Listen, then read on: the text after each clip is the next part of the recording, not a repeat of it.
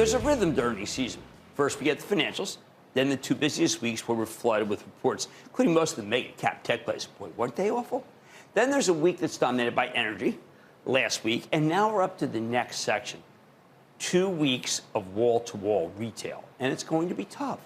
Now, normally I love hearing from the retailers. These are consumer-facing companies that everyone's familiar with, and more important, they can tell us a great deal about the state of the consumer. This year, it's been a little more complicated because retail's been struggling. The S&P retail ETF, the XRT, peaked at 104 and change roughly a year ago, like so many other things, right? Before sinking to $55 at its lows in September, like so many other things. And although it's rebounded back to 65 now, it's still down 37% from its highs.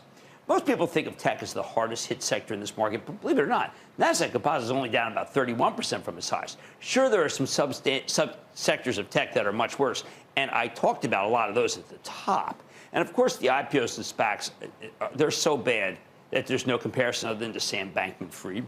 But retail's been, just kidding, but retail's been awful. Why? Bunch of reasons. First, most retailers are now up against some pretty tough comparisons because they did great last year thanks to all that stimulus that came in. Remember the checks, the huge child tax credit payments? Boy, those were really unappreciated. We got none of that this year, so the retailers are having to lap periods where consumers had a lot of extra firepower courtesy of Uncle Sam, and lapping is one of the most important concerns when you're trying to trade retail stocks. Second, they've still got supply chain problems. This was a problem last year, too, but now it's creating ripple effects. Many retailers failed to get product in time for the holidays last year, so they started ordering things early this year to avoid having their merchandise get stuck on a boat. Some of them double ordered, too. But the problem with ordering early is that you're loading up on inventory before you have a real grasp of what the consumer actually wants. Which brings me to problem number 3. In the 2022 consumer, they got very little in common with the 2021 consumer.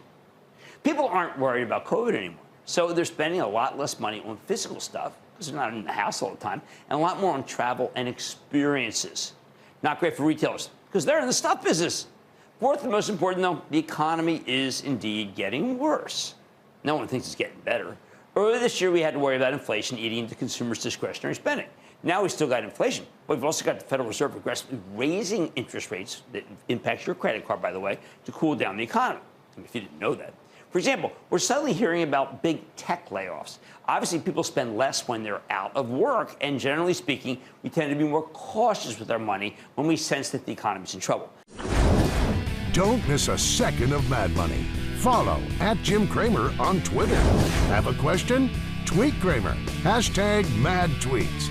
Send Jim an email to madmoney@cnbc.com or give us a call at 1-800-743-CNBC. Miss something? Head to madmoney.cnbc.com.